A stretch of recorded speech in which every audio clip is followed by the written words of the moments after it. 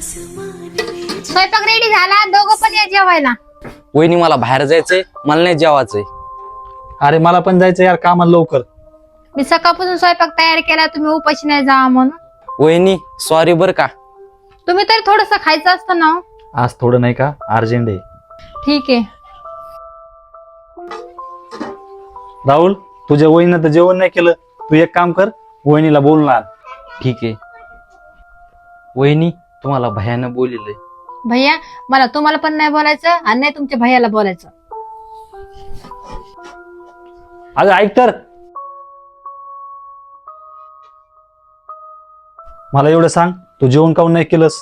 मला पण घरात अर्जंट काम होते, त्याच्यामुळे मी जेवण नाही केलं. पण वहिनी मला एक गोष्ट कळत नाही, जेव्हापासून तुम्ही घरात आलात तेव्हापासून आमच्या सोबत तुम्ही बसून जेवण केलंय.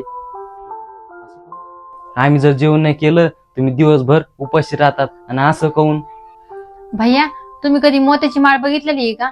जोपर्यंत ते मोती दोऱ्यामध्ये असतात ना तोपर्यंत ते सोबत राहतात, पण गलतीनं जर दोरा तुटला ना तर सगळे मोती खाली पडतात आणि तसाच एक परिवार असतो. तशीच एक बाई असते की ती आपल्या घराला सांभाळून घेते.